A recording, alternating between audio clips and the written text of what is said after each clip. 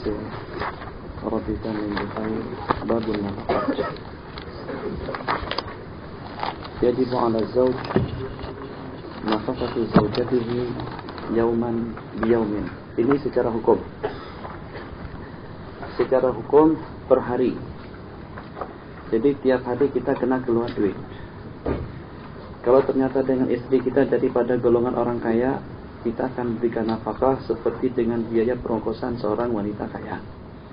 Mutawasitah, pertengahan. Faqirah, sebagaimana orang miskin. Yauman biyaumin. Fa in kana musiran lazimahu muddani minal habbil muqtadi bil balad. Kalau ternyata dia termasuk orang yang berkemampuan, maka dia akan wajib memberikan 2 mud biji-bijian al-muqtati yang menjadi kut, yang menjadi makanan pokok di daerah atau di tempat yang berkenaan. Wa in kana mu'siran, kalau ternyata dengan si suaminya mu'sir, orang yang agak sengsara, agak terbatas penghasilannya, famuddun. Wa in kana mutawassitani famuddun wa nisfun. Ini kita tidak mesti harus mengikuti yang disebutkan di sini. Ini sukatan dengan mereka yang barangkali dengan orang Mesir, Ibnun Naqib daripada ulama Mesir. Jadi dengan orang Mesir tiap hari memerlukan 2 mud kalau untuk orang kaya. 1 mud setengah dengan yang pertengahan, 1 mud artinya 1 kilo dengan yang biasa. Jadi kalau dengan hitungan kita 1 kilo beras itu boleh dimakan untuk 7 orang. Boleh dimakan untuk 7 orang. Kalau kita bagi 3 pun, maknanya dengan kita boleh makan 1 kali makan itu kira-kira dengan makanan yang dimakan oleh 2 orang. 2 kali 3 menjadi 6. Qala wa yalzamuhu ma'a dzalik, selain daripada beras, selain daripada roti, ujratut tahni wal khubzi. Upah untuk menggilasnya, khubuz, upah untuk kita membuat roti. At-tahan kan kalau seperti dengan gandum, kalau seperti dengan padi akan dipisar atau akan digilas dulu untuk kita mengoyaknya, itu disebut dengan tahan.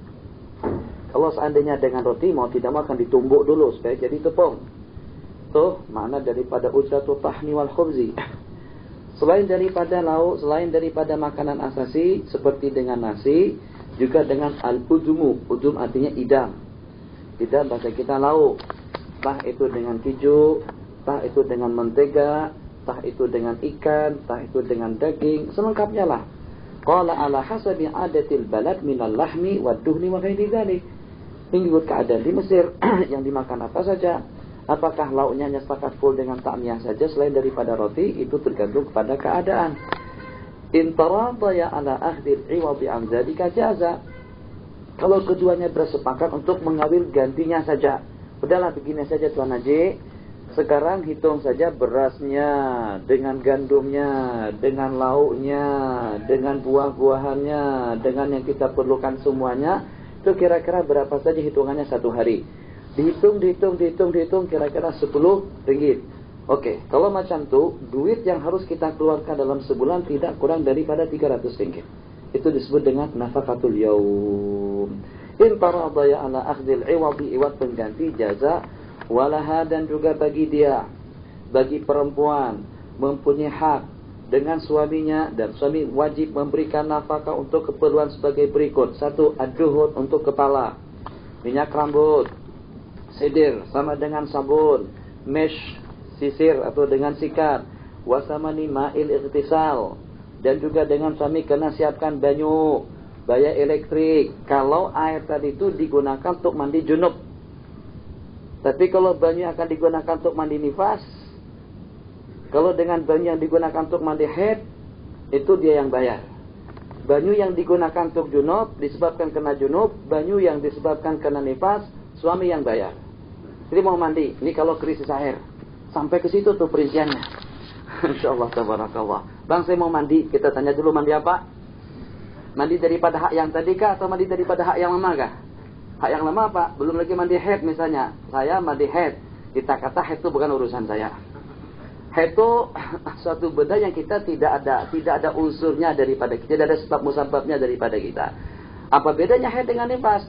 Kalau pada waktu istri akan mandi nifas, kita katakan istri kena nifas itu disebabkan kena kerja kita. Betul lah Mustafa? Betul kan? seperti yang kita masalah kemarin dengan masalah kerjasama, disebabkan karena dia hamil, kemudian dia melahirkan, kemudian akan menjelang masa nifas. Mandi nifas karena gara-gara hubungan yang sebelumnya. Seperti juga dengan mandi jima. Kalau dia mandi nifas, kalau dia mandi jima, kita yang memberikan airnya. Jadi kalau dengan Eropa bangga dengan kehidupan mereka di situ, kata mereka kalau dengan kami tidak ada istilah nafkah. Kami masing-masing bayar, kita juga ada yang semacam itu. Yang dengan kita tidak akan membayarkan perkara yang khas untuk dia saja. Seperti nanti dengan seumpama minyak harum, seperti dengan perobatan istri, itu bukan kewajiban kita kalau secara wajib. Masalah dengan kita tidak tega, tidak sampai hati untuk berbuat semacam itu urusan pribadi kita masing-masing. Yang kalau dengan kita tidak membedakan antara satu sama lain, mandi haid, mandi biasa, mandi sunat, mandi wajib, kita yang bayar, itu tidak ada masalahnya, silahkan saja. Hanya kalau seandainya dengan kita menuntut secara kewajiban, yang diwajibkan kita mempersiapkannya tidak lebih daripada air mandi untuk junub dan air mandi untuk nifas. Fa in kana sadabuhu haidan, atau yang selain daripada itu, maka kita tidak wajib mencarikan airnya. Wala yalzamuhu samanut thib, dan tidak wajib kita mengasihkan duit untuk minyak harum, sebab itu untuk kesempurnaan dia. Wala ujratut tabib, Allah, ini ketat sungguh nih. Dan juga tak wajib kita membayarkan dia berobat. Istri sakit, bilang yang sakit itu bukan saya, Hang yang sakit, Hang kena bayar. Allah turuk kalau macam itu. Qala wala syira'ul adwiyati wa nahwi dzalik, atau juga untuk membelikan obat-obatan, itu dia yang tanggung. Wajibullah, itu untuk keperluan sehari-hari. Selain daripada itu, kiswah. Dan diwajibkan dengan suami memberikan pakaian kepada istrinya menurut adat dan kebiasaan. Min siyabil badani, daripada pakaian di tubuh, daripada hamparan dan perhiasan, farash, hamparan, rita, selimut, wisada, bantal atau dengan alas yang ada di atas katil. Ala hasabi ma yadiku biyasari wa isari, menurut keadaan si suami itu sendiri di segi perekonomiannya. Orang kaya ya agak mewahan sedikit, sederhana juga. Orang miskin sesuai dengan kemiskinannya. Qala wa yajibu taslimun nafaqati ilaiha min awalin nahar wa taslimul kiswati min awalil fasli. Secara terperinci sekali pertanyaan, bila dengan kita mengasihkan duit, bila dengan kita membagikan nafkah. Kalau untuk nafkah dari awal pagi. Di pagi hari itu, nih duit untuk beli roti. Mau sarapan pagi nih duit. Ini untuk makan siang. Ini untuk makan malam. Seperti karyawan kita ya, seperti kaki tangan kita lah. Istri kalau macam itu, apa nih secara hukumnya dulu lah. Ini duit untuk makan siang, untuk sarapan pagi dan juga untuk makan malam.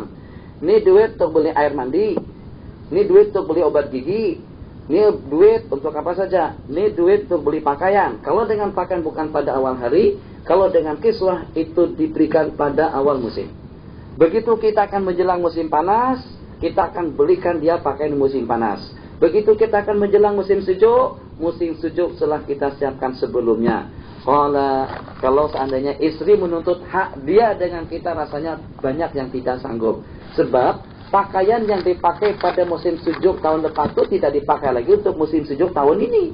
Itu yang hak tahun lepas. Jadi kita kena belikan serba baru lah. Nah, habis musim panas, habis musim sejuk, menjelang musim panas, kita akan bagikan baju yang dipakai untuk musim panas. Yang hak tahun kemarin itu udah habis dari ceritanya. Itu tahun kemarin diwajibkan. Untuk tahun ini lain lagi. Kita pada umumnya, jas yang kita pakai, baju musim sejuk yang kita pakai, yang itu juga kadang-kadang sampai 2, 3, 4 tahun. Kalau dia meminta dengan pergiliran yang semacam itu, mungkin ramai yang tidak sanggup. Jadi maknanya, kalau kita tidak mau berkurang lebih, dia juga tidak mau berkurang lebih. Begitulah dengan yang disebutkan di dalam kitab. Mau tak mau, kalau kita tak mau kurang lebih, sehingga dengan kita suka. Ini ayat untuk apa dulu? Kata dia untuk jima bang. Oke, saya bayarkan. Ini untuk apa? Ini untuk haid. Dia bilang mohon maaf. Enggak. Jadi kalau kita ketat semacam itu, dia juga akan ketat dengan kita. Bang, sekarang kiswah musim panas. Semacam mana orang ramai. Saya minta 5 lembar. 5 lembar kali 150, maknanya 750 untuk kiswah musim panas. Tak cukup 750, kita sudah pernah beli pakaian. Pakaian musim panas, ini yang dipakai tahun lepas tak termasuk. Jadi yang lapisan dalamnya, dengan celana dalamnya, dengan luarannya, tudungnya, Sepasang pakaian itu saja barangkali sudah 200-an. Kali 5, maknanya kena keluar duit 1.000 ringgit. Tuh syukur kalau untuk musim panas. Kalau untuk musim sejuk macam mana? Kadang-kadang dengan baju dinginnya saja harganya sampai 300-400-an. Kali 5 lagi. Masya Allah, tabarakallah, bankrupt lagi. Kalau macam itu sulit kawin. Enti dulu mas kawin hanya saya kasih ringgit saja. Kenapa minta pakaian banyak macam-macam itu? Tak, mas kawin yang seringgit tempoh hari itu sebab karena mengikuti sunnah. Hadis katakan sebaik-baik wanita itu adalah yang mahalnya sedikit. Tapi saya minta baju musim sejuk dan juga baju musim panas itu juga mengikuti hukum. Dan ini bacaannya. Kalah lagi kita kalau berdebat. Senangnya kawin dengan wanita yang tak tahu hukum. Sebab dia tak boleh tuntut. Apa yang dia tuntut dia tak tahu. Nah, kulihat kalau masing-masing menuntut hak tidak akan selesai. 5 bertengkar tiap hari, 5 problem tidak akan teratasi. Kalau masing-masing menuntut hak, tidak mau berkurang lebih dalam kehidupannya, Bang. Kalau kawin dengan saya, Abang kena tahu. Saya di rumah tak pernah memasak. Saya di rumah punya pembantu 3 orang, tukang masak, hatta tukang potongkan kuku pun juga saya punya pembantu khusus.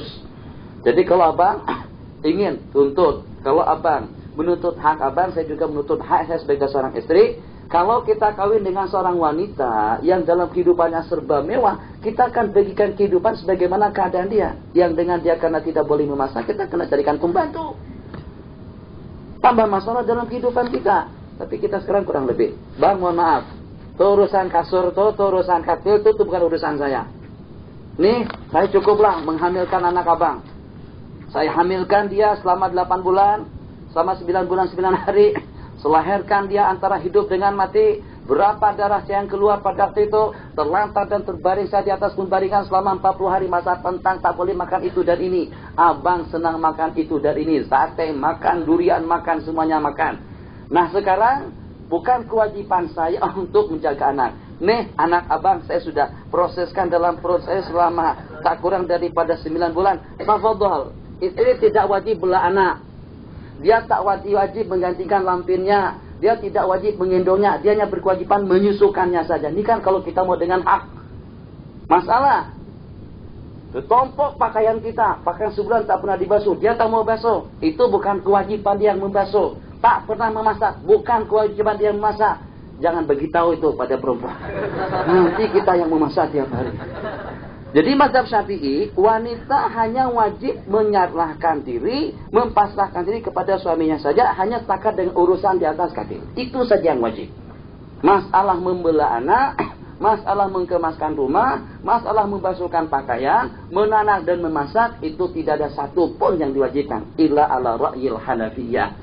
Ulama Hanafiyah mengatakan, untuk apa kawin kalau dia tidak melakukan yang semacam itu? Untuk mengemaskan rumahku, untuk menjaga dan memelihara anak buahku, dan juga untuk menanak, menyuci pakaian dan lain sebagainya.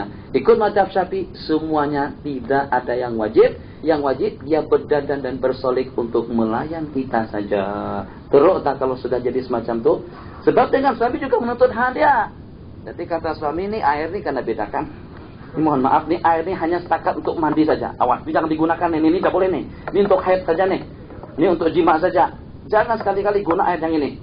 Kalau kamu guna yang ini kena bayar. Tuh ada kotak situ harus dibayar. Kalau sudah hidup semacam itu macam mana? Sama kehidupan di Eropa. 2 laki bini masuk restoran, makan masing-masing bayar. Siapa yang pesan banyak bayar banyak, pesan sedikit bayar sedikit. Kita tidak semacam itu. Kita ada islah kurang lebih. Dan kita tanamkan jiwa sedekah di dalam kehidupan kita. Nabi kita bersabda, wa fi buti ahadikum sadaqah. Nabi kita bersabda, hatta ma tada'u fi imratik, sampai dengan makanan yang kau suapkan kepada mulut istri kamu, itu adalah sedekah di sisi Allah. Apakah dengan kita tidak berkurang lebih? Jangan menuntut hak. Jangan menuntut hak. Masing-masing harus memenuhi kewajibannya. Sementara dengan hak biar kita kurang lebih. Qala rahimahullah, laju. Fa in a'taha wa yajibu taslimun nafaqati ilaiha min awalin nahari wa taslimul kiswati, dan menyerahkan kiswah pada permulaan musim. Musim panas diserahkan di musim panas, pakai musim sejuk diserahkan di musim sejuk. Fa in a'taha kiswata muddatin. Qala, kalau kita mengasihkan kiswah bacaan itu, fa in a'taha kiswata muddatin. Kalau dia mengasihkan kiswah untuk masa tertentu, fabalian qablaha. Kiswah ini untuk musim sejuk selama 5 bulan. Musim sejuk bermula daripada bulan 10, 11, 12, 1, 2, 5 bulan. Ternyata dia pakai pakaian yang semestinya boleh utuh dalam 5 bulan, sudah robek, rusak selama 2 bulan yang pertama. Setelah 2 bulan yang pertama, fabaliat menjadi buruk. Qablaha lam yalzamhu ibdaluha. Tak wajib kita menggantikannya. Kita sedang pakaian itu terus. Kenapa? Saya bagikan 5, gilirkan yang 5. Jangan merah saja. Sebab merah itu artinya cinta kita berdebar-debar. Oh, itu dia warna merah. Kalau putih, cinta kita suci dan bersih. Qala wa in baqiyat ba'dal muddati. Nah, ini masalah lain lagi. Dia pakai elok, dia setrika, kan boleh saja pakaian bukan kena dipakai terus. Tapi kalau seandainya setelah kotor direndam 3 hari, 4 hari, berular, keluar kulat. Itu kalau sampai macam tu keadaan, ada yang berani merendam pakaian sampai 1 minggu. Bukan setakat bau gosok saja, ulat keluar dari situ. Astagfirullahalazim. Itu macam mana ya? Kalau sampai pakaian terendam sampai 1 minggu, paling dalam jangka sebulan sudah rusak. Nah, apakah wajib kita gantikan? Jadi dengan istri kita yang kurang perhatian, yang tidak menjaga kebersihan, yang tidak berdisiplin dalam kehidupannya, mau tak mau akan berlaku yang semacam itu. Ada dengan sebagian baru sehari baju dipakai dia basuh. Ada dengan sebagian sanggup sampai 1 bulan baru dibasuh. Jadi macam-macam tabiat manusia. Khairul umuri awsatuha. Selepas 2 hari atau 3 hari kalau di musim sejuk baru kita basuh, itu sangat sederhana sekali. Ada kawan saya sudah saya ceritakan dahulu yang selalu mengancam orang Mesir. Aizdah wala auzdah. Tuh dia menyuci hanya sekali sebulan. Dia membasuh pakaian sekali sebulan. Jadi kalau dia kena waktu menyuci, dia masukkan kursi ke dalam tandas, ke dalam tempat pencucian, pakainya stompok. Masya Allah, tabarakallah. Pakai, masuk dalam keranjang. Pakai, masuk dalam raga. Pakai, masuk dalam keranjang. Kumpulkan sepanjang bulan. Nanti ada hari khas, dia tak pergi kuliah. Dari pagi sampai petang sampai malam dia menyuci saja, basuh. Pakaian 1 bulan baru dicuci. Masya Allah, tak ada masalah lah urusan dia. Itu ijtihad juga. In asaba falahu ajran, wa in akhta falahu ajrun wahid. Tapi kalau kita berumah tangga macam itu dengan istri atau juga dengan kita memang teruk. Apalagi kalau dengan suasana rumah tak dikemaskan. Sama pada waktu kita masa bujangan. Kalau pada waktu kita masa bujangan tak ada masalah lah. Kadang-kadang semuanya kita sangkutkan. Sebagaimana saya katakan, ada dengan sebagian tuh kadang-kadang dengan periuk digantung di situ. Tadi lepas kita sarapan pagi, botolnya, piringnya, periuknya, semuanya masih di luar. Biasalah. Sebab kita juga disibukkan dengan sesuatu yang lebih penting. Kadang-kadang dengan jamuran. Tak ada jamuran di luar, kita jamur di dalam. Kadang-kadang dengan celana pendek, kita jamur di atas. Kita gantung pas ke arah kiblat. Allahu Akbar. Kalau istri kita macam itu juga macam mana?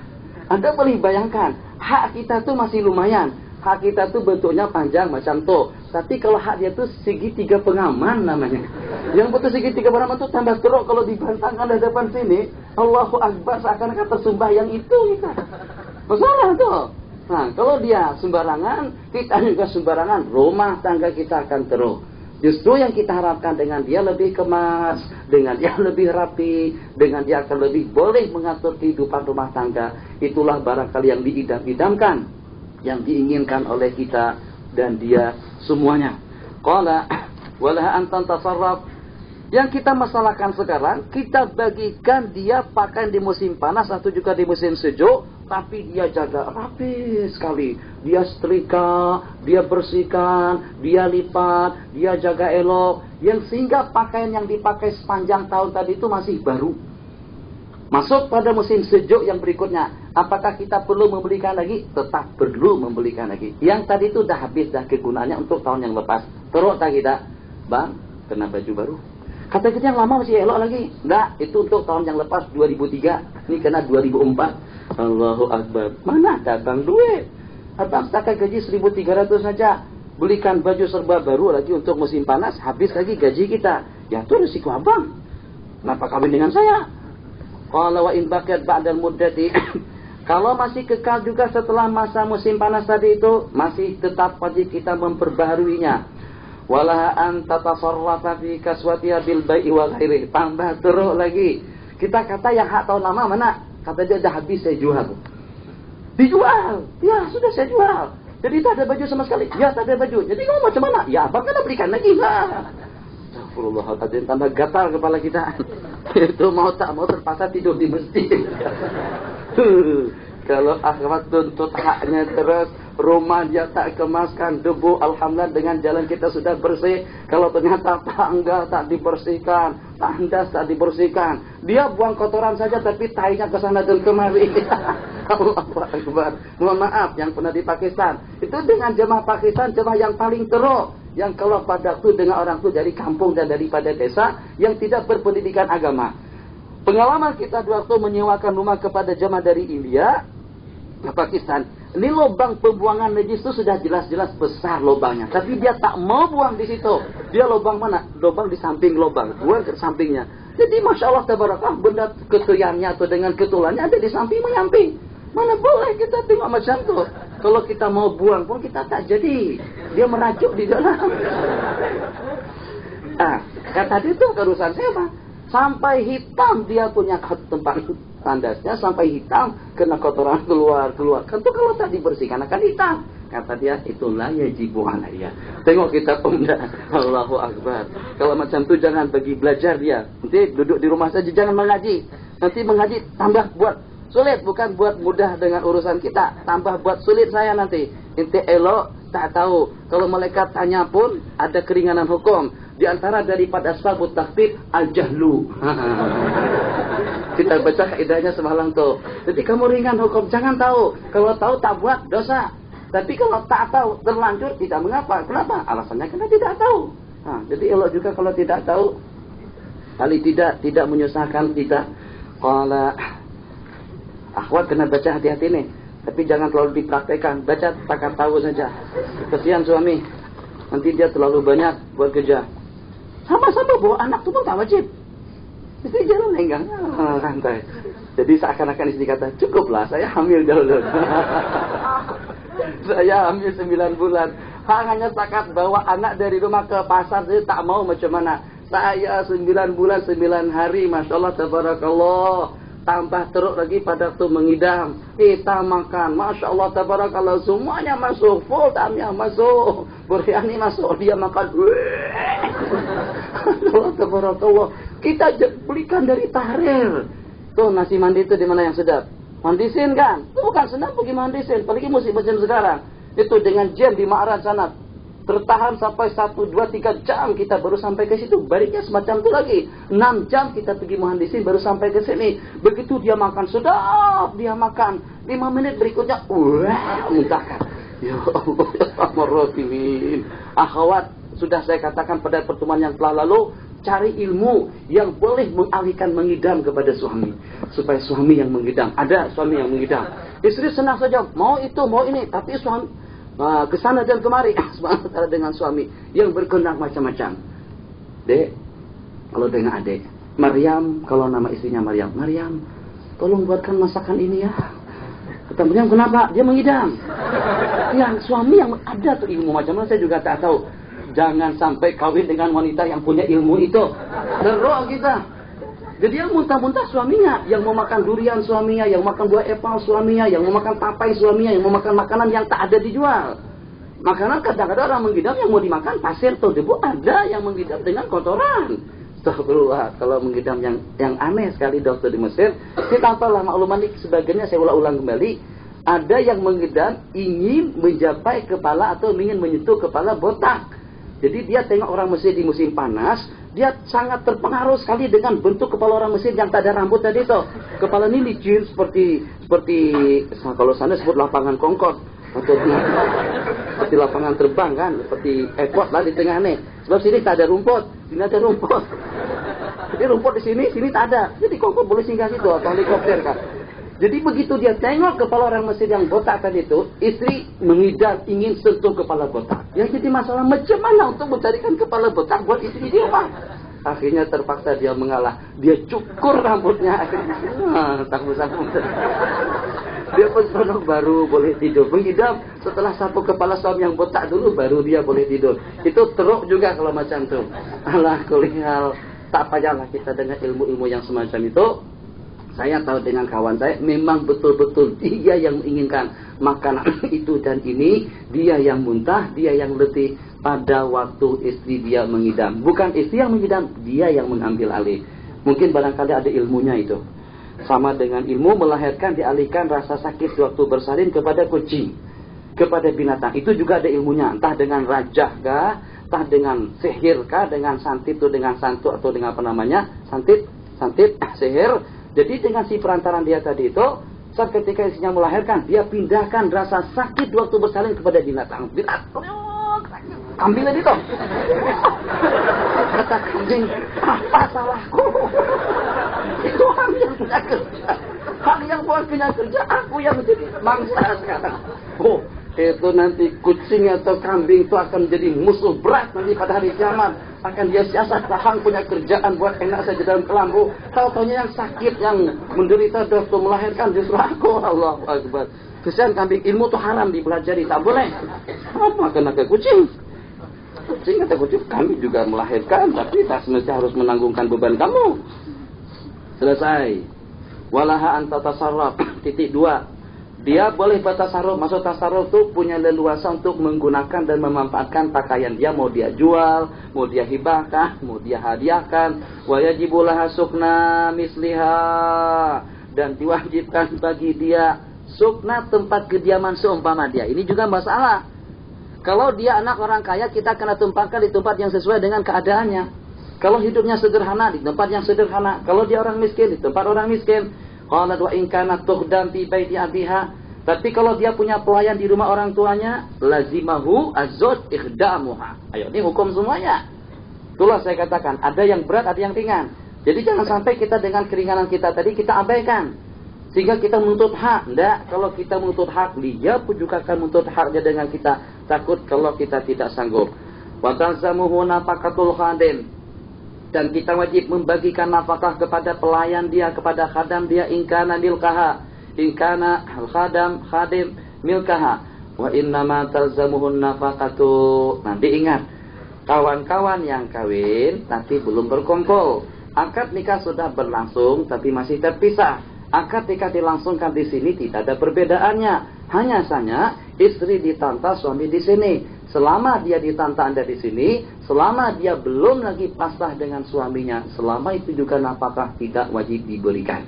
Bila kita wajib memberikan nafkah, kiswah tambah dengan sukna, jadi nafkah itu biaya perongkosan sehari-hari, sukna tempat kediamannya, tambah dengan tambah dengan kiswah pakaiannya, itu diwajibkan idza sallamatil mar'atu nafsaha ilaihi. Kalau wanita sudah menyerahkan dirinya kepada suami, au aradat nafsa alaihi, atau dia sudah tawarkan, Assalamualaikum, Waalaikumsalam warahmatullahi. Maryam, Bang, iya saya tahu daripada suara, memang kamu yang nelpon. Bang, rasanya saya dalam bulan ini tak ada problem apa-apa di Alek atau di Skandaria. Jadi kalau abang berkenan, saya mau duduk di Kahirah dengan abang. Nah, dia sudah aradat nafsaha untuk bersama. Kalau kita tolak pun tetap kita wajib bagikan nafkah kepada dia. Jadi satu, kalau pada itu dia hidup dengan kita. Yang kedua, kalau pada itu dia sudah menawarkan perkara tersebut yang walaupun dia tidak bersama suaminya pada saat itu, saat ketika dia sudah bersedia untuk hidup bersama, Anda sudah wajib membagikan nafkah. Qala au aradaha waliyuha, atau ditawarkan oleh orang tuanya yang telepon, ente kalau mau duduk bersama dengan istri kamu ahlan wa sahlan, in kana saghiratan saungkanat az-zawju kabiran, baik dengan suaminya itu dewasa atau masih kanak-kanak yang tidak mungkin melakukan hubungan jasmani, illa an tusallama wa hiya saghiratun la yumkin wad'uha fala nafaqata laha. Kecuali kalau pada itu dengan istri tadi itu masih kanak-kanak yang tidak boleh digauli, maka dengan suami yang tidak boleh menggaulinya pun juga tidak wajib memberikan nafkah kepadanya. Wa syartu dzalika aidan an tumakkinahu tamkinatan. Syarat suami wajib bagi nafkah, kiswah, tempat kediaman dihitung ketiga-tiganya dengan bayaran tidak kurang daripada 1.000 ringgit. Wajib memberikan 3 perkara tadi itu kalau memang taslimnya tam, pasrah secara sempurna, secara total. Dia hanya setakat mau untuk bersama saja. Tapi kalau seperti dengan berseronokan, tidak berkenan. Seperti dengan pramugari, kalau udah kawin, seperti juga dengan yang ditugaskan di sana sini, dia ada jadwal waktunya. Bang, mohon maaf, saya dari jam 8 sampai jam 9, saya dari jam 8 sampai jam 3 pagi, jangan dikacau. Jangan ganggu. Abang kalau perlu saya bagikan waktu antara pukul 3 pagi sampai pada pukul 3.45. Kalau udah kelewatan waktunya, mohon maaf, saya ada kesibukan. Jadi dia masuk pejabat dia, kerja dengan urusannya. Ala kulli hal, kalau istri kita punya pekerjaan memang jadi masalah. Jadi kita macam mana kita kembali kepada ajaran agama yang dengan wanita hanya bekerja kalau padaku dalam keadaan darurat. Yang kalau padaku dalam keadaan terpaksa. Sementara nafkahnya suami yang tanggung, biaya perongkosannya suami yang tanggung, tempat kediamannya suami yang tanggung, perhiasannya suami yang tanggung. Kalau kita kembali kepada ajaran agama, yang insya Allah segala urusan kita akan terpenuhi secara elok. Sementara semacam tadi, kadang-kadang di antara daripada faktor yang menyebabkan kegagalan rumah tangga, suami ada hajat dengan istri sedang sibuk, sedang mengadakan musyawarah. Istri sedang sibuk di mana? Menghadiri konferensi di mana tak tahu, katakan muktamar. Istri sedang sibuk dengan urusannya di pejabat, sementara dengan suami menginginkan yang satu. Nanti kita katakan, kalau pada waktu sang istri akan naik kuda pun, pada waktu dia akan berangkat, terus suami menginginkan perkara yang satu tersebut, istri wajib layan. Nanti kita sampai mengatakan akan terkutuk dan akan dilaknat oleh para malaikat. Wanita di sepanjang malam, kalau pada waktu suaminya tidur, wahuwa ghadban. Kenapa? Mungkin ghadban disebabkan kena saat dilayan atau macam mana saja. Mungkin dengan benda tersebut, masing-masing perlu memahami. Kenapa kita katakan semacam itu? Benda itu di luar daripada kawalan, nafsu dan keinginan manusia. Kadang-kadang dia di luar daripada leluasa dan kehendak. Naluri, seks, di luar daripada leluasa dan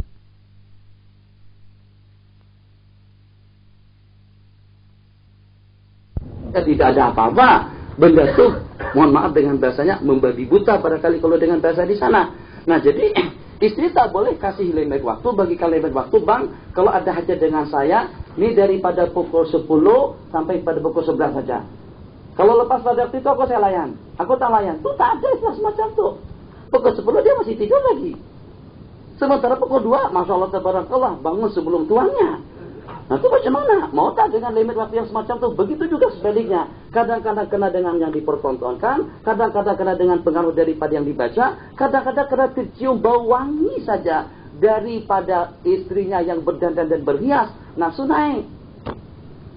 Kadang-kadang istri dengan dandanannya, dengan hiasannya, Masya Allah segala-galanya serba menyokong, tapi ternyata dia tidak datang pada itu. Nafsu tidak ada, keinginan tidak ada. Jadi ala kulli hal, sebagaimana yang saya katakan tempoh hari, pertanyaan yang pernah ditanyakan dengan saya, yang menanyakan berapa kali dalam seminggu, itu tidak ada istilah berapa kali dalam seminggu. Dan juga tidak ada jadwal waktu khusus.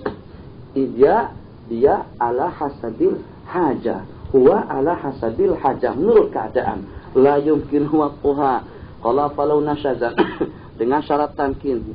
Tam. Jadi kalau dengan kepasrahan diri semacam mana yang kita sebutkan tadi, sewaktu-waktu dia tidak mau, sewaktu-waktu dia dengan kesibukan dan urusannya, nafkah tidak wajib. Bihaitsu la tamtani, yang sehingga dengan dia tidak mencegah diri baik di waktu malam maupun siang. Falau nasyazat walau fi sa'atin aw safarat bighairi idzni. Kalau dia nusyuz, tidak taat dengan suami, atau musafir tanpa izin, atau dengan izinnya sendiri tapi untuk keperluan dia, atau dia berihram, atau waktu dia puasa sunat bighairi iznihi, atau dia amah dan diserahkan saya di waktu malam hari saja, kesemuanya itu la nafaqata laha. Gugur nafkah sebab karena dia puasa sunat tanpa izin. Gugur nafkah sebab karena dia pergi karena urusannya. Kenapa? Ada konferensi. Kenapa? Untuk mengadakan rawatan. Kenapa? Untuk hadir kenduri. Jadi dengan perkara-perkara yang semacam itu, kalau untuk keperluan dia, dan secara hukum kita berbicara nafkah gugur. Atau pada waktu dia nusyuz. Wa ammal mu'taddatu, sementara dengan wanita yang sedang menjelang masa iddah, maka diwajibkan sunnah ke atas dia pada masa iddahnya baik iddah itu adalah iddatul wafat disebabkan kena kematian suami, atau raj'i atau juga dengan iddatul ba'in dengan talak 3. Wa aman nafaqatu, sementara dengan nafaqah, fala tajibu fi iddatil wafati, kita tak wajib bagikan nafkah kepada wanita yang kematian suami. Jadi daripada warisnya tidak wajib memberikan nafkah kepada yang kematian suami, dan diwajibkan nafkah kepada wanita yang ditalak secara raj'i. Walil ba'ini mutlakan, maksud daripada mutlakan baik dia hamil atau tidak. Sementara kalau istri dia tadi itu dia cerai dengan talak 3, kalau ternyata dengan istri tadi itu hamil, nafkah wajib. Kalau ternyata dia tidak hamil, nafkah tidak perlu. Yadfa'u ilaiha yauman biyaumin per hari. Wa illam takunil ba'inu hamilan fala nafaqata laha. Kiswah seperti dengan nafkah yang kita masalahkan sekarang secara mudah. Kalau suami terpisah dengan istrinya dengan talak 1, apakah nafkah masih tetap wajib? Apakah dengan tempat kediaman masih tetap wajib? Tempat kediaman masih tetap juga wajib. Sementara dengan nafkah, kalau seandainya dia hamil, tetap juga wajib. Kecuali kalau pada waktu dengan talak yang dijatuhkan, itu adalah dengan talak ba'in dan istri tidak hamil. Maka dalam keadaan semacam itu, kiswah tidak ada, nafkah pun juga tidak ada. Qala wal kiswatu kan nafaqati wa in ikhtalafa az-zawjani fi qabli nafaqati fal qawlu qawluha. Sehari, seminggu, sebulan, setahun, baru diangkat permasalahannya ke mahkamah. Tuan Qadhi, selama 1 tahun suami saya tidak pernah memberikan nafkah kepadaku. Jadi kata si suami, nafkah apa lagi? Tiap musim saya keluar duit 1.000 ringgit. Musim sejuk saya belikan baju atau pakai musim sejuk, musim panas juga semacam itu. Ikhtalafa fin nafaqati fal qawlu qawluha, qaulul mar'ah, sebab dia yang menerima. Wa in ikhtalafa fi tamkin, macam mana dia tak bagikan nafkah kepadaku? Kata dia, macam mana saya bagikan nafkah kepada kamu sedangkan kamu tidak pernah layan saya? Tak layan macam mana? Ada dengan wanita di zaman Sayyidina Umar Ibn Khattab radhiyallahu ta'ala anhu, pada waktu itu bertengkar dalam masalah hubungan jasmani. Jadi kata si laki-laki itu, dia tak pernah layan saya. Jadi kata sang istri, mau kata macam mana? Bukan setakat tak layan saja, nih rambutku tak pernah kering. Jadi kata si suami, mau tak hanya setakat sekali sebulan. Jadi ala kulli hal, pertengkaran yang berlangsung pada waktu itu, istri mengatakan tak pernah kering rambut dia. Mandi ya, mungkin tuh kinanya tak mesti harus mandi jadi jima. Mungkin saja dia mandi tiap hari. Kata suami, ada tuh orang layan suami sekali sebulan saja. Kata dia, rambut saya ini basah terus. Akhirnya pada waktu itu dengan Sayyidina Umar Ibn Khattab radhiyallahu ta'ala anhu membuat keputusan tentang hubungan tersebut secara uruf. Jadi kita tidak boleh menyamakan atau menyamaratakan antara satu sama lain yang dengan sasaran dan matlamatnya macam mana masing-masing boleh menjaga diri daripada perbuatan haram. Dengan arti harus dengan benda tersebut terpenuhi sesuai dengan keperluan. Qala rahimahullahu ta'ala, ini ikhtalafa fi tamkin. Suami mengatakan belum lagi, istri mengatakan sudah dilayan. Fal qawlu illa ayya'tarifa bi annaha makkanat awwalan, kecuali kalau dia mengaku dia memang pernah melayan, kemudian dia katakan istrinya nusyuz. Fal qawlu qawluha wa mata tarakal infaq 'alaiha muddatan, dan kalau dengan suami ini berlaku, masalah dalam benak ingatan kita. Kalau suami tidak memberikan nafkah kepada istrinya selama beberapa waktu, saratin nafaqatu alaihi daina, maka dengan nafkah itu akan menjadi hutang ke atas suaminya. Wa idza a'sara bi nafaqatil mu'sirin, apabila dengan suaminya menjadi mu'sir, bankrupt kepada nafkah orang-orang yang mu'sir, tidak sanggup bagikan kiswah, tidak sanggup carikan rumah, sabatalaha fashun nikahi, istri sabit ke atasnya untuk mempasahkan akad nikah. Dia boleh minta dipisah, minta bercerai dengan suaminya kalau suami tidak sanggup melakukan 3 perkara: kiswah, sukna, tambah dengan nafkah. Kalau dia mau bersabar, silakan saja, tetap itu merupakan hutang tanggungan suaminya. Fa idza asara bil udmi au bi nafaqatil khadimi, kalau dia tidak sanggup untuk mencarikan idam, boleh tamia dengan full, tapi belikan ikan tidak sanggup, daging dengan ayam tidak sanggup. Au bi nafaqatil musirin awil mutawassitin, Yang walaupun dia tidak sanggup memberikan kemewahan hidup, tapi dia sanggup untuk membagikan kehidupan seperti orang yang sederhana. Dia tidak boleh pasrah. Wa in kana zawju 'abdan fa nafaqatu fi kasbih wa ila faqiman fi yadihi wa ila fatima fi yadihi wa ila fatima fi yadihi fa fima, kedua-duanya fa. Jika nama ma'zunan lahu, tidak penting itu masalah hamba sahaya. Faslun, diwajibkan kata setiap laki-laki maupun juga perempuan. Tidak fadhala'an nafakati, apabila berlebihan pencaharian kita dan pendapatan kita daripada nafkah kita sehari-hari dan nafkah kita kepada istri, diwajibkan kepada laki-laki dan perempuan. Kalau kita mempunyai kemampuan yang melebihi keperluan kita dengan istri, diwajibkan untuk kita menafkahi kedua ibu bapa kita yang walaupun jauh dari bahagian mana saja. Bapak ibu dari sebelah bapak ibu daripada sebelah bapak, kedua-duanya wajib kita nafkahi. Kalau kita berkemampuan, nafkah kita wajib kepada kedua ibu dan bapak, nafkah kita wajib kepada anak dan cucu, al-aulad, anak kita langsung, anak kandung, auladihim, cucu kita, wa insaf, kalau yang walaupun jauh, baik laki-laki maupun perempuan. Saya tidak pernah membaca, tapi saya pernah mendengar yang disebutkan kalau dengan Eropa, kalau dengan di Amerika, kalau dengan orang-orang Kristen, dengan wanita gadis, hatta dengan wanita gadis. Kalau pada itu sudah berusia 16 tahun, kedua ibu bapaknya sudah tidak bertanggung jawab lagi dengan kehidupannya. Begitu juga dengan anak laki-laki. Kamu nafsi-nafsi, urus diri. Pencaharian dengan pencaharianmu, kehidupan dengan kehidupanmu. Kita dalam Islam tidak semacam itu.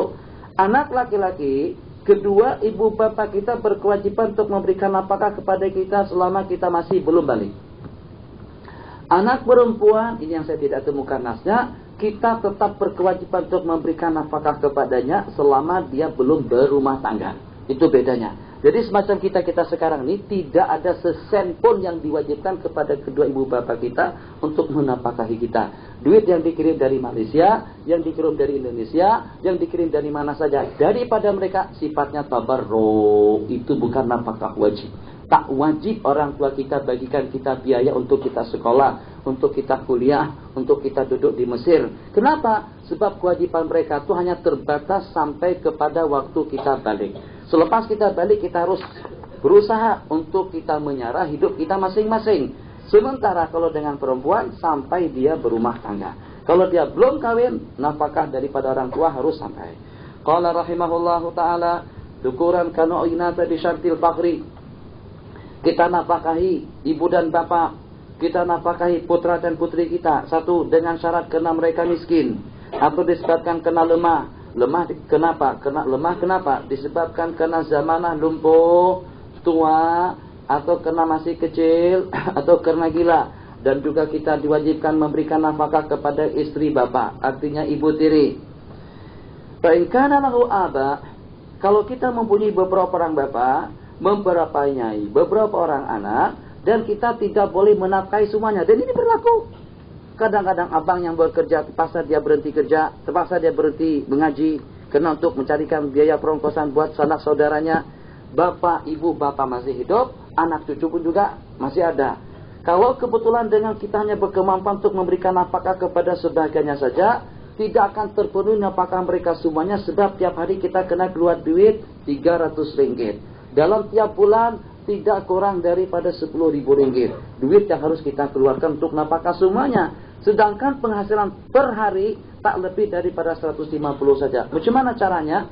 Qala qaddima, yang akan kita utamakan. Satu, qala qaddima al-ummu qaddamal umma, maka dengan nafkahnya kepada ibu, kemudian kepada anaknya yang masih kecil, kemudian kepada yang dewasa, dan nafkah yang diberikan kepada keluarga. Ini bukan nafkah istri. Ini bukan nafkah istri yang kita bicarakan sekarang. Nafkah wajib kepada keluarga, ibu dan bapak, anak dan cucu. Begitulah selanjutnya. Jadi berbeda nafkah kita dengan nafkah istri. Nafkah kita dengan istri menurut situasi dan keadaan. Sementara nafkah kita dengan ibu dan bapak itu ala qadril kifayah saja. Kalau sudah memadai, cukup. Muqaddaratun bil kifayah. Yang kedua, perbedaannya la tastaqirru bidzimmah. Tidak akan menjadi stabil, maksudnya tidak akan menjadi wajib kalau kita tidak membayarnya. Lain kalau dengan istri, kita tak bagi dia nafkah selama seminggu, selama sebulan, bulan 2 kita dapat duit banyak, bulan yang telah lalu kita tak pernah bagi nafkah, diperhitungkan 1.000 ringgit, kita kena kasih 2.000 ringgit untuk 1.000 ringgit yang pertama, bulan yang sekarang, dan 1.000 ringgit yang untuk bulan yang telah lalu. Itu merupakan hutang. Kalau dengan istri, ibu dan bapak tidak. La tastaqiru bidzimmah. Kalau kebetulan dengan orang tua mau kawin, kita ini juga dengan ini mungkin saja berlaku. Kita mungkin melakukan yang semacam itu. Abah ini umur sudah 70 tahun. Tapi Masya Allah terbekal mengaca di depan cermin kadang-kadang sampai setengah jam sambil bersiul.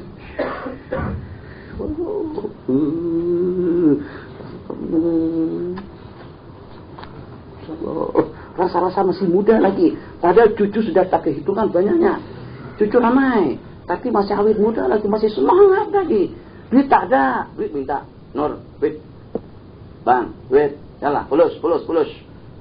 Tahyir nufus misalnya. Tahyir nufus. Kata si orang tua tadi.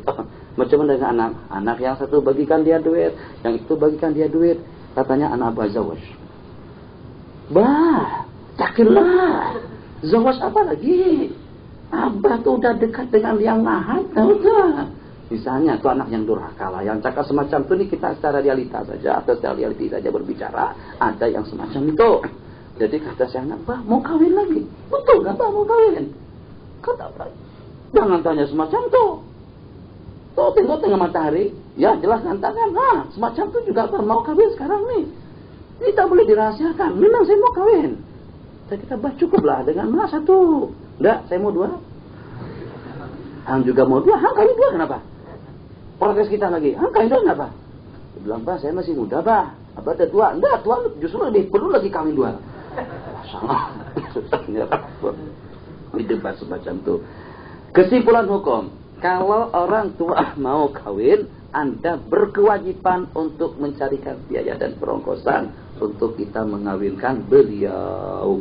Qala in ihtajal walidul mu'siru ilan nikahi, maka diwajibkan. Mu'sir artinya bankrupt, tak ada duit, menderita, tak ada berpencaharian, maka wajib bagi anak al-musir yang berkemampuan untuk menginfak, untuk menjaga kesucian dan kemurnian hidup orang tua dengan mengawinkannya atau juga dengan milkul yamin. Tasarri disebut dengan milkul yamin, maksudnya belikan amat. Sekarang sudah tak ada lagi. Waman tamallak waman malaka raqiqan. Tak penting, tinggalkan masalah rakik hamba saya. Yang penting audawabba. Ini yang kita katakan tempo hari.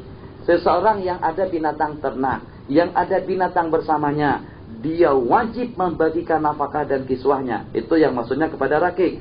Sementara kalau kepada dawab cukup dengan nafkahnya saja, tapi juga dengan tempat tinggalnya. Membuatkan kandang ayam, kurungan ayam, tempat bibik itu juga kewajiban kita. Membagikan keselesaan hidup kepada binatang itu juga kewajiban kita. Bukan setakat kewajiban kepada manusia. Ini tanah, kalau dia enggan, maka dengan hakim akan memaksakannya. Fa'ilam yakun lahu malum, kalau kita tak ada duit, akra alaihi in amkan, maka kita akan menyewakannya kalau boleh. Kalau tidak, maka dengan hamba sahaya atau juga dengan binatang tadi itu akan kita jual. Faslun, lalak, faslun, tengkar, sampai cerai. Sekarang yang jadi masalah dengan buah, dengan apa? Dengan buah hati, dengan cahaya mata mencumana. Jadi kata istri daripada Ubadah ibnu Samit, saya nih setelah tua-tua begini dizihar oleh suamiku. Yang jadi problem sekarang dengan anak cucuku. Kalau ku bagikan kepada dia, anakku nanti akan kucar kacir. Kalau aku yang memeliharanya, mereka akan hidup menderita dan sengsara. Bagaimana kalau dalam keadaan semacam itu? Kita secara hukum, jangan dekatkan diri dengan mahkamah. Habis duit kita dengan peguam saja. Habis duit kita dengan pengecara saja. Jangan dengan urusan mahkamah. Jangan naik banding. Jangan ke mahkamah. Selesaikan urusan kita antara sesama kita saja. Kita dengan istri, apa problemnya? Dia kan pernah jadi istri kita. Bukan, macam itu. Dia pernah jadi istri dia. Bukan istri kita, nanti kita terpisah lagi, nanti kawan-kawan kita kasih nis. Wah Ustaz disuruh cerai ke kami Ustaz. Tak, dia pernah jadi istri dia. Ya Allah, pernah serumah, pernah bersama dengan hubungan yang intim sekali, dekat sekali, harmoni sekali. Kenapa harus kita ke mahkamah? Kenapa harus dia ke mahkamah? Kenapa harus bertengkar? Selesaikan masalah dengan menggunakan meja bundar, dia duduk. Si laki-laki itu juga duduk. Apa permasalahannya? Masalah anak. Tanya dia. Kan kalau sudah terpisah nanti, mau kawin atau bagaimana? Kata dia, ini apa kira-kira mau tajasus? Enggak, saya bukan masalah tajasus. Hanya setakat mau tahu saja. Sebab kalau inti kawin ada hukumnya, kalau tak kawin pun juga ada hukumnya. Selama istri tidak kawin, selama anak masih kecil, dialah yang paling mustahak untuk memeliharanya. Tapi kalau ternyata dengan istri yang dicerai tadi itu, kebetulan dengan dia sudah berkawin dengan laki-laki lain, maka dengan anak belaannya tadi itu yang di bawah umur akan diambil alih oleh suaminya atau keluarga suaminya. Itu disebut dengan hakul habana. Asal makna daripada habana, membelah anak, memakaianinya, menggantikan pakaiannya, memandikannya, segala keperluan yang diperlukan. Hakun nasi bihabanati tiflil ummahatuha qala al-mudliyati biinatin, ibu kandungnya atau dengan ibu daripada ibunya, al-mudliyat al-muntasibat biinasin, ummi, yang tidak dicelah-celahi dengan ab, itu namanya diinas. Al-qurba fal-qurba, yang dekat kemudian yang lebih dekat, kemudian dengan bapak dan ibu-ibu kandungnya, kemudian dengan abuhu, kemudian dengan ummahatu kadzalik.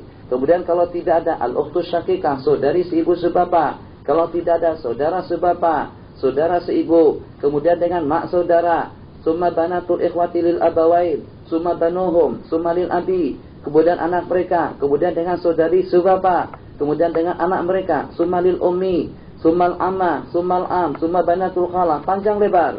Qala summa banatul am, summa ibnul am, wa syartul hadini, itu yang penting. Syarat yang akan membelah anak itu satu, harus adil, berakal, merdeka, muslim, kalau anak itu orang Islam, dan tidak ada hak bagi wanita untuk membelah anak kalau dia sudah kawin. Dan ini pun masih pada tuh anak masih kecil, sebelum mumayyiz. Jadi macam ini, jadi dari sejak dia dilahirkan, anak itu akan dipelihara oleh istrinya. Dari bulan ke bulan, dari tahun ke tahun, anak sudah berusia 4 tahun. Dia sudah mumayyiz. Yang pada waktu itu abahnya mau memelihara anak, ibunya pun juga menginginkannya. Jadi kalau kebetulan ibu masih belum kawin, maka dengan anak tadi itu akan dibawa ke mahkamah, atau kita adakan pengadilan di tempat duduk kita saja. Nah sekarang, nama dia katakan saja Asyiqah. Jadi kita kata Asyiqah atau Masyitah, ini dengan ente, ini baba, ini mama. Dulu duduk sama mama sejak 4 tahun yang lalu, memang itu karena dia tidak kawin. Nah sekarang karena dia sudah mumayyiz, kita tawarkan sebagai qadhi, kamu mau duduk sama siapa? Duduk sama babah kah di KL atau sama mama kah di Ipoh? Jadi kalau ternyata dia mau sama ibunya, oke, ibunya yang akan memelihara untuk selanjutnya. Kalau dia mau sama dengan ayahnya, akan diserahkan kepada orang tuanya.